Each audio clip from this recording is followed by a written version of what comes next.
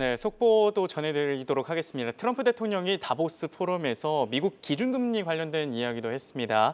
파월 의장의 금리 인하가 너무 늦었다 이렇게 전했는데요. 조만간 새로운 또 연준 의장을 발표하기로 했다는 점도 참고하시기 바랍니다. 네, 이번에는 미증시 전문가와 함께하는 시간 미증시 인사이트입니다. 오늘은 메리츠증권 광화문 프리미어 센터 이화진 차장과 함께합니다. 어서 오십시오. 네, 안녕하세요. 네.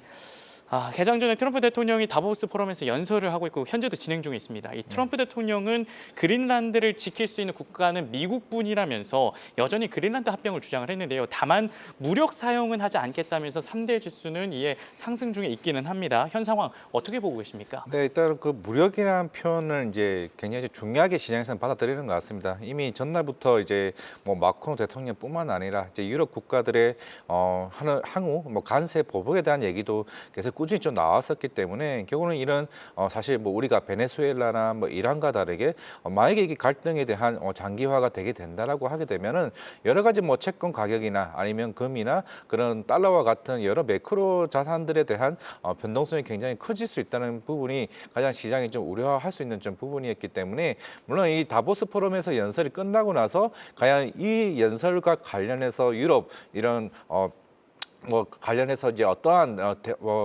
대답을 할지 여부에 따라서 좀 시장의 좀 부분들이 조금 더 변동성이 좀 완화되는 부분도 갈 수 있지 않을까 생각을 하고 있습니다. 네, 현 개장 상황 살펴봤고요.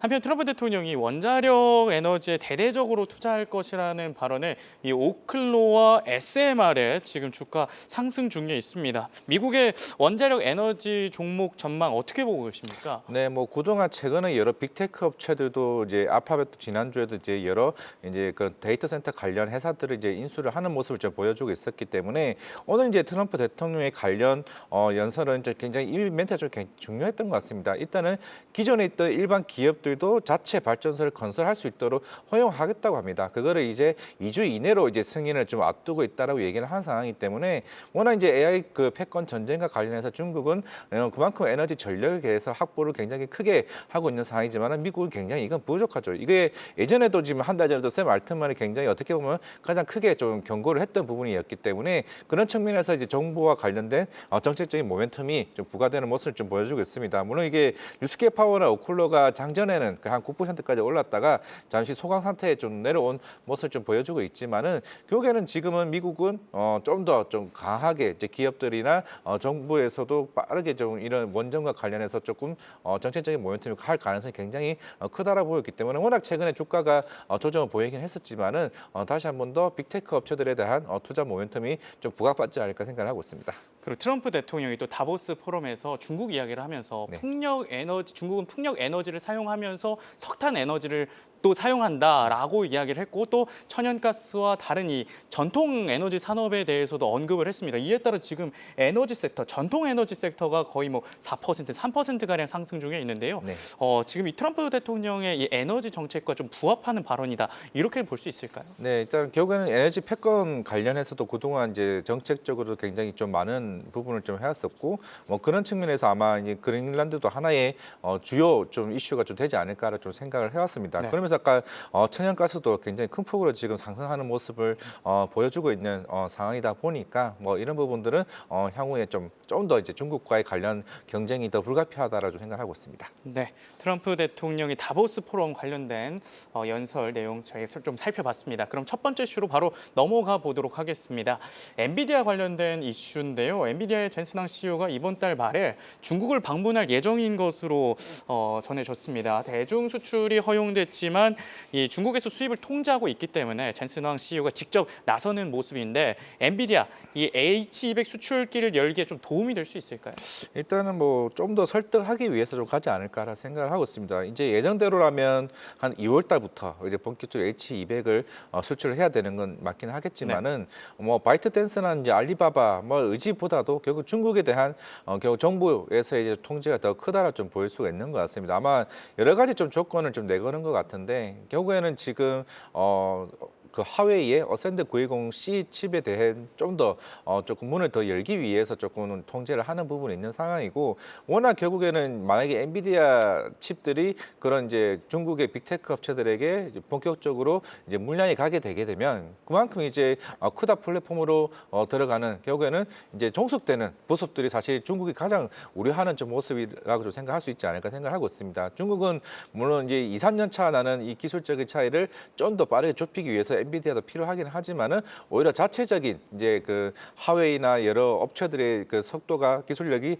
빠르게 올라오기를 좀 바라고 있는 측면이 있는 상황이기 때문에, 그런 측면에서는 결국 젠슨항 대표가 어떻게 이거를 설득하느냐가 좀 중요한 포인트가 아닌가 생각하고 있습니다. 네, 엔비디아 관련된 이슈 좀 살펴봤습니다. 다음으로 인텔 관련된 이슈 저희가 좀 살펴볼까 하는데요. 어제 그린란드 관련한 지정학적 리스크가 커지면서 전반적인 기술주 하락세가 이어졌지만 인텔은 이 월가의 투자 의견 상향에 따라서 주가 상승하면서 마감을 했습니다. 4분기 실적이 내일 장 마감 후에 공개되는데 오늘 인텔 또 7% 정도 상승 중에 있는데 네. 인텔의 실적과 앞으로의 주가 전망 어떻게 보고 계십니까? 결국 지금 인텔 같은 경우는 아직까지는 이제 PC 쪽에 대한 부진은 좀 이어질 수는 있겠지만은 뭐 어제 번스타인에서도 이제 리포트가 나왔습니다. 그만큼 이제 AI 속도가 AI 쪽 관련 수요가 굉장히 높아지게 되면서 특히 뭐 GPU가 아닌 이제 CPU 쪽도 수요도 이제 가파르게 좀 올라오고 있다고 얘기를 하고 있죠. 대신에 지금 이제 TSMC가 지난주에 실적 발표를 했습니다.